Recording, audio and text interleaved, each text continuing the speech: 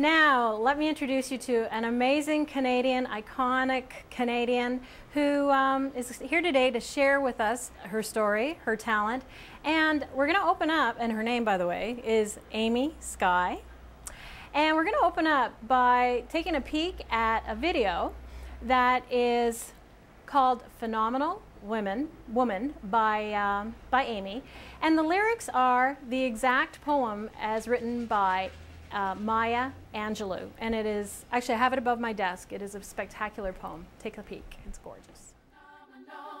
Phenomenal, phenomenal.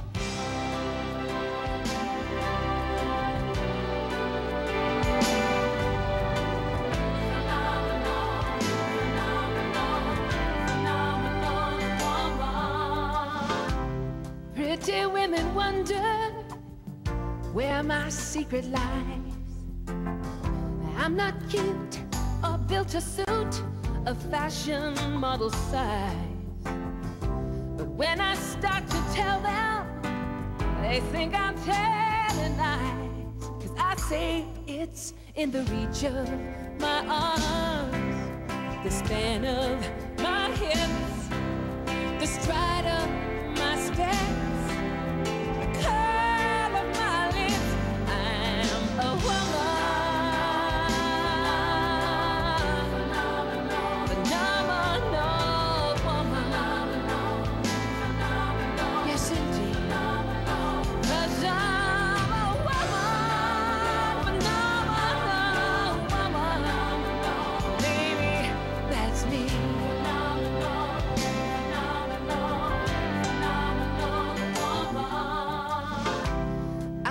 Into a room just as cool as you please, and to a man the fellows stand or fall down on their knees.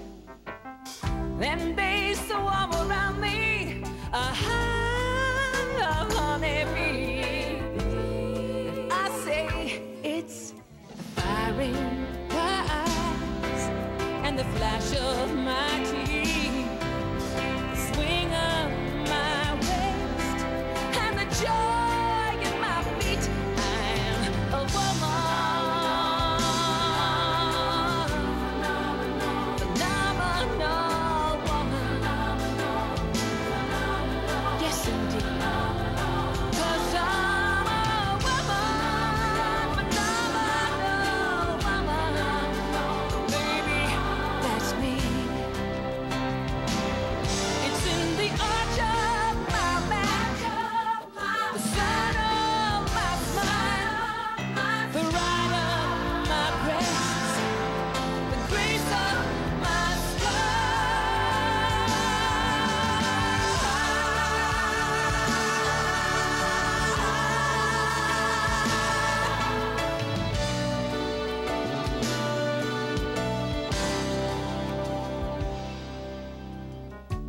Now you understand just why my head's not bowed.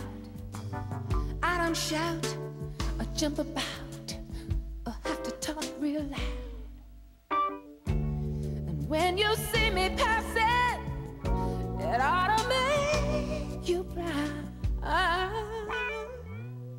I say it's in the flick of my heel, the bend of my hair, the palm of my hand, the need for my care. 'Cause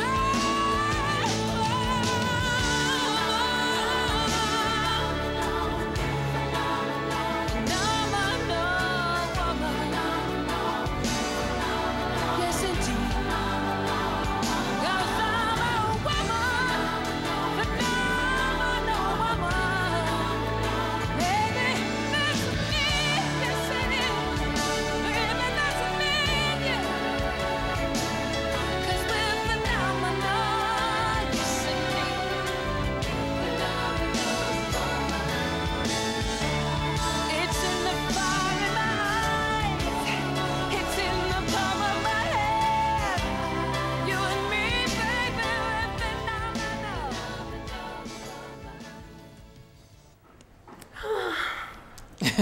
That is so beautiful and sensuous. There's a sensuality to that video that just is very goosebumpy. Thank you. Tell us the story. How did you cross paths with Maya in order to make this happen? Well, a lot of will and a lot of intervention by the universe is what happened. I received the poem Phenomenal Woman as an email chain letter in 1998. And I, as a rule, don't open chain letters because I'm afraid of the curse at the end of them when I don't send it to 10 of my 3 girlfriends. days. I know. And, but I kept getting it, so I printed it out and I went, oh my God, this is more than a poem. This is an anthem. This should be a song. These words are so powerful. And what better way to connect it to people's hearts than through music? And I just went, I meant to set this poem to music. I know it. And I'm sure I could convince Maya Angelou of that if I could just get in touch with her. So I asked my manager at the time to contact her publisher and her agents and whatever. And about 6 months went by and her people had not gotten back to my person. And my people, her people. Nobody's talking. Yeah, exactly. And I was like, okay, you know, I don't know how I'm going to get in touch with her. I had the poem in my purse every day. I'd look at it and I'd think of different styles of music. I didn't know what kind of music I was going to write, but I knew that I wanted to. And then I was promoting a CD at the time, Burnt by the Sun, and I was on the Deanie Petty show. And she walked in as a last-minute surprise guest. Maya Angelou walks in. Just walks in, and I'm, oh my God, am I hallucinating? I mean, there she is. And I knock on her dressing room door and I tell her, you know, and I don't release my records in the States, and she hadn't heard of me because she'd just come up from the US where she lives. And I said, I love your poem, and would you possibly consider giving me permission to set it to music? And at the time, I had short platinum blonde hair, and I was wearing like skinny leather pants and a sequin t-shirt. I happened to be like uncharacteristically slim at the moment. And the poem is about accepting your body size and your image, no matter what your shape, and knowing that you're deserving of love in the moment for who you are, not what you look like. Yes. And she kind of looks me up and down and like I know she's thinking, what? You skinny white girl, you want my poem? And then she said something unbelievably generous. She said, you know, Amy, I've always said people are more alike than they are unalike. And then she thought for a moment and she said, people have been setting other poems of mine to music for 20 years, and I've always wanted that poem to be a song. So yes, you may do it. And she gave me her phone number on the spot. Fantastic. It was, you know, and then I was shaken. I just couldn't believe. I know that my intention had manifested that. And I went on the Deanie Petty show, and you can probably see it online, the clip of me talking about, oh my God, I just met Maya Angelou, and she said, well, you have to come back on the show and sing the song when it's done. And twice when Maya has come to Toronto to speak, I've sung the song before the show. Yeah, she's come in the Inspiring Women. Yeah. Yeah. Awesome. And so it was an amazing connection. Fantastic. You've had quite the career, you know, the singing girl in the band and all of that. What's happening with your music right now? Well, or your career. I think we should go about career. Yeah, it's a bigger picture. I mean, I've evolved a relationship with my fans over 15, 16 years that I've been performing in the public eye. And I write about always where I am in life, and because that's where I get my ideas from. Right. So over the years, from the songs I've written about family and women and improving your relationships, very much improving your relationship with yourself has been a focus of mine. I've shared with the media about 6 years ago that my song, I Will Take Care of You, in the first verse, I talk about a mother saying to the daughter, darling, I'm just as scared as you, but I promise you somehow I will take care of you. Now, depending on where you're at when you're listening to that song, you may look at it as just a vow of unconditional love from a mother to a child, which it is on one level, but those lines actually refer to the fact that when I became a mother, with both my children, I suffered from very serious postpartum depression. And I didn't deal with it, as most women don't, because I didn't even understand that that's what I had, because I wasn't depressed. I was really had a variety of other really terrible symptoms that that confined me to my bed for months with Wow. both child. Wow. But I struggled through it with the help of my mother and my husband, and I didn't get treatment until, here's a little known fact about postpartum depression. When you suffer from it, you're prone to other depression. So I had regular old reactive depression about 7 years later when I was going through a personal trauma in my life, and I finally got help. I finally went into talk therapy and was put on medication. And that was great, and it got me through the crisis, but I had side effects from the medication, and I decided to see if I could feel as stable and as functional as I did on the medication without the pills. So I started on a journey of inquiry, looking into wellness, body, mind, heart, and spirit, and that has led me to my current project, which is coming out next year, called Alive and Awake, which is the story of my research and how I have been in recovery, or recovery is an ongoing process, how I manage my mental health, something I call mood hygiene. Mood hygiene. You mentioned that to me the other day. I don't think everyone has heard that expression before. Can you describe what exactly does that mean? Well, I'd never heard of that concept either. I was introduced to it by the Mood Disorders Association of Ontario. And when I say mood hygiene, what do you think of? What does it make you think of? Cleaning. Exactly. Well, we all know how to take care of our teeth, right? We floss and we brush and we gargle and we try not to eat sugary foods. So we do things that prevent the dreaded cavities or even more dreaded root canals. Well, our moods are actually something we can actively participate in proactively to preventing the decay. And a lot of people think, well, let's wait till I have a breakdown and then fix it and slap a pill, patch on or take a pill or go to the shrink or something. And you can definitely do that once you're in crisis. But if you've ever been in a mental health crisis, if you've ever suffered from a depression or anxiety or any one of a variety of conditions, you know that it's very difficult to pull out of, and much better to prevent it in the first place. So I just want to go back. Are you saying that before a depression even hits, you can do things to alter the course? Yep. To, if not prevent, at least reduce the impact? Right. Okay. And the process is the same for preventing or recovering from. And you have to look at all of the things you are doing, what are you putting into your body, the food, the nutrition, and the exercise. You have to really understand how you're talking to yourself in your mind. And I've learned a treatment called cognitive behavioral therapy, CBT, which I'm sure you know in your work as a coach and a social worker. And it's about learning to monitor your thoughts. Your thoughts create your moods. There's a book that I use called Mind Over Mood. It's the Bible of cognitive behavioral therapy.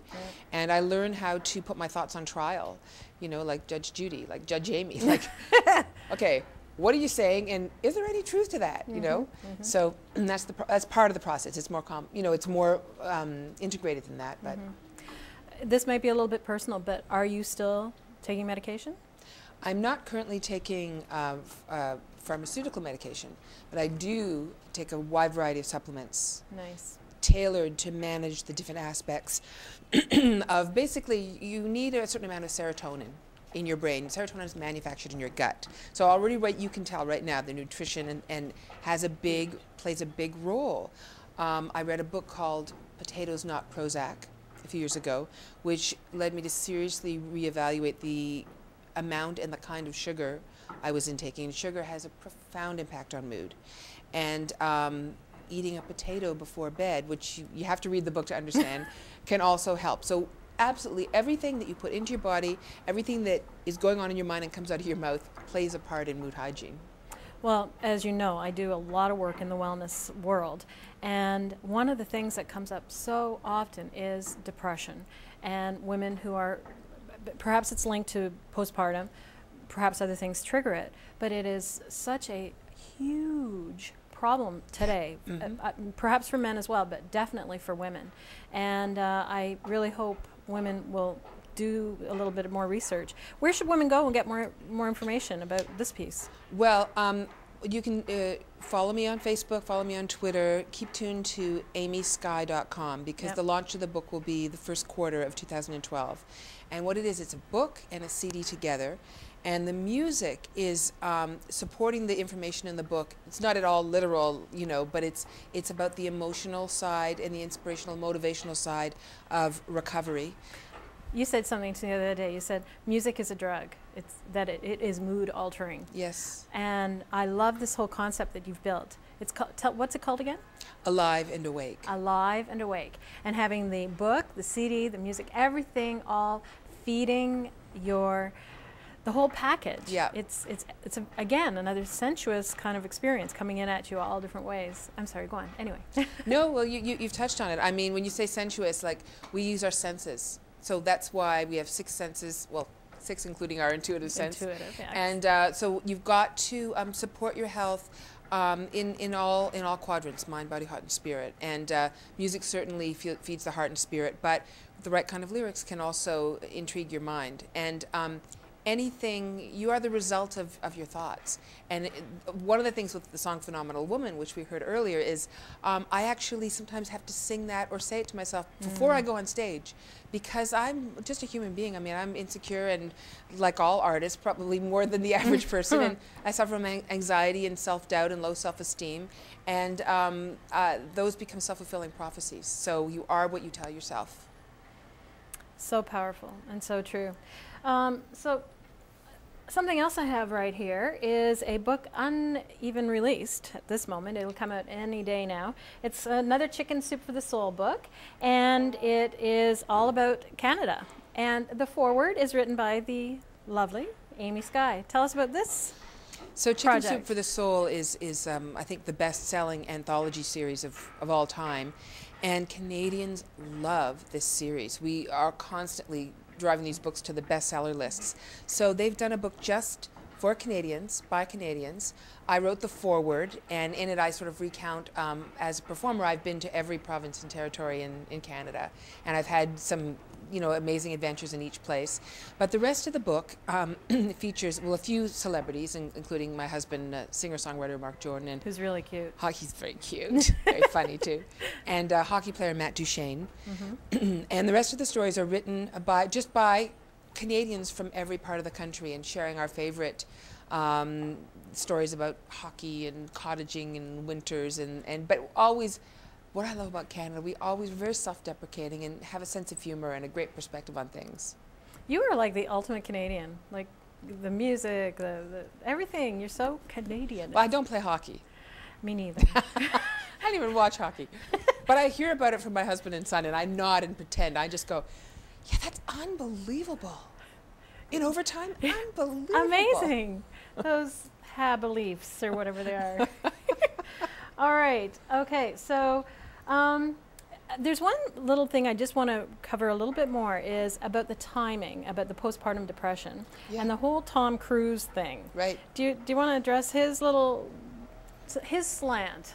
Yes.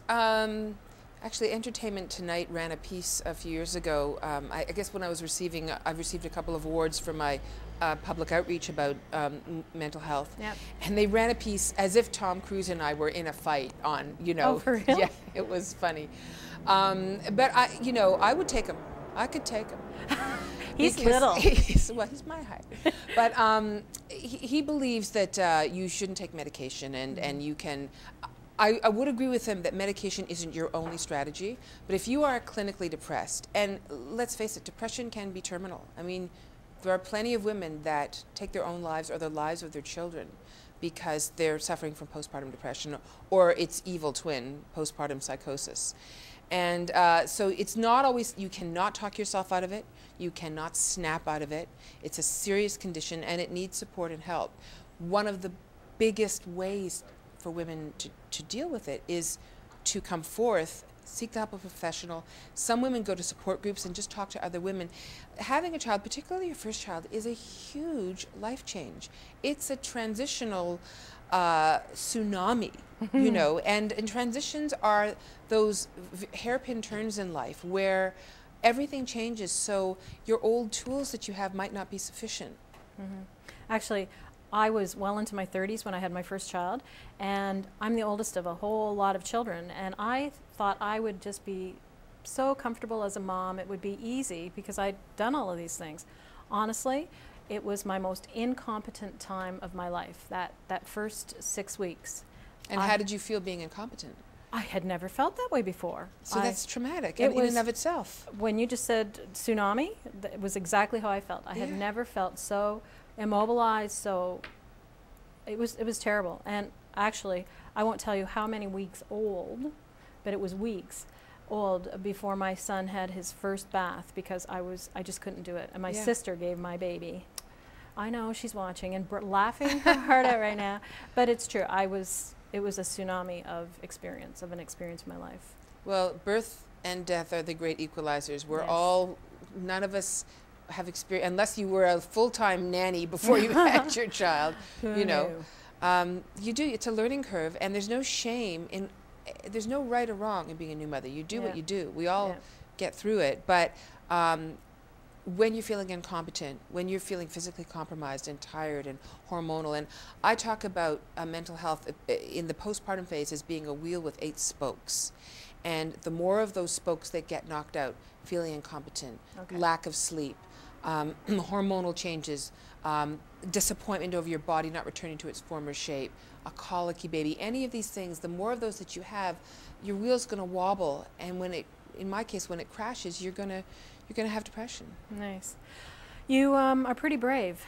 You didn't have to come out and tell this to the world, and I have a whole lot of respect for women who tell the truth and are authentic. And one of the things that I have felt from you through your music and in our discussions up until today, that you are just so real. And I hope, well, I don't hope, I know that women, as you go through the rest of your career and on your journey, you will continue to touch women specifically, their lives and their hearts. And I commend you. Bravo. Thank you. Well, one of the things that I found out through my process of recovery is that secrets only have power when they're secret. And when you share them, they're suddenly just a story. It's just a piece of information. And the shame that we carry, which is what does the damage, once we release it, you just move on to dealing with it and transforming it. And something my therapist told me which really, really changed my life. In fact, it was when I was making the album Phenomenal Woman, and I was feeling insecure about getting out there and saying, I'm phenomenal, like, who am I to say that? And he said, you know, having flaws is what bonds people together. It's not the perfection. Actually, I think perfection isolates. It does. Yeah. It does. Isolates. So I work on being as imperfect as possible. Me too. I am so broken.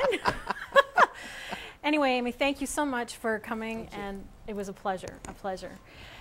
And this brings us to the end of this show, and I want to thank you across YouTube, across Facebook, across Twitter, and across the world.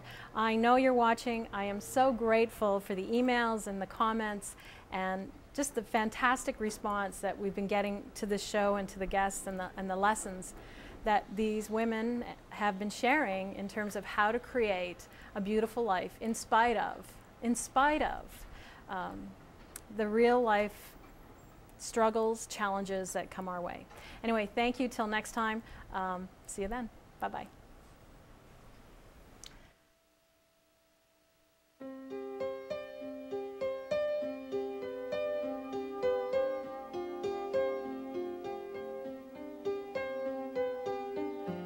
September afternoon in 1961,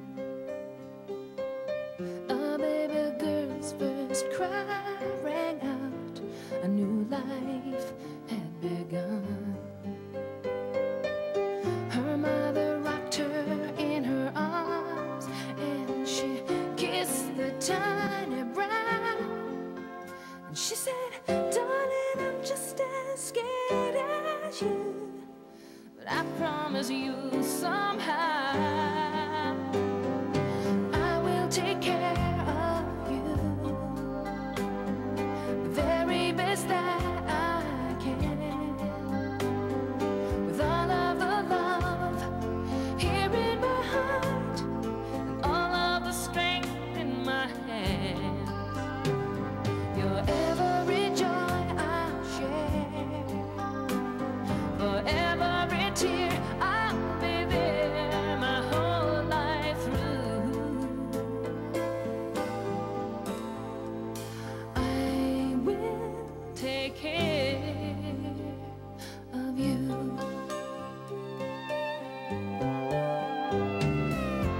September.